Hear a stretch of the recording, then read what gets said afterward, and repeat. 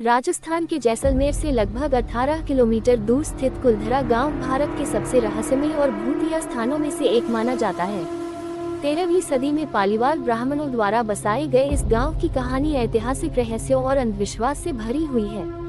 एक समय पर यह गांव समृद्ध और संपन्न था, लेकिन आज ये खंडहरों में तब्दील हो चुका है। कुलधरा का रहस्य इसके अचानक वीरान होने और इसे श्रापित कहे जाने के पीछे छिपा है। पालीवाल ब्राह्मण अपने व्यापारिक कौशल, कृषि में निपुणता और जल प्रबंधन तकनीकों के लिए प्रसिद्ध थे।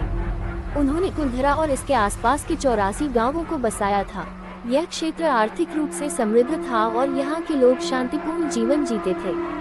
लेकिन 19वीं सदी के आसपास एक ऐसा घटनाक्रम हुआ जिसने इस गांव को वीरान बना दिया।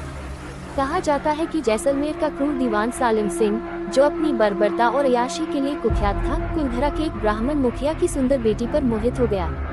उसने उस लड़की से विवाह करने की जिद की और धमकी दी कि अगर उसकी मांग पूरी नहीं हुई तो वह पूरे गांव पर भारी कर लगाएगा और उन्हें कष्ट देगा। पालीवाल ब्राह्मणों को अपनी स्वतंत्रता और सम्मान का विशेष महत्व था। उन्होंने दीवान की मांग को अस्वीकार कर दिया। गाँव को छोड़ने का फैसला। इस धमकी से बचने और अपनी बेटी की इज्जत बचाने के लिए पालीवाल ब्राह्मणों ने एक रात में पूरे गांव को खाली कर दिया। ऐसा कहा जाता है कि वे सिर्फ कुलधरा ही नहीं, बल्कि आसपास के 83 अन्य गांव भी छोड़कर चले गए। जाते जाते उन्होंने श्राप दिया कि यह गांव कभी दोबारा आबाद नहीं हो सकेगा। आज कुलधरा एक खंडहर है। यहाँ सिर्फ टूटे फूटे घर, सुनसान गलियाँ और वीरान वातावरण है। इस जगह को भारतीय पुरातत्व सर्वेक्षण ने संरक्षित किया है, लेकिन स्थानीय लोग मानते हैं कि यहाँ भूत प्रेतों का वास है।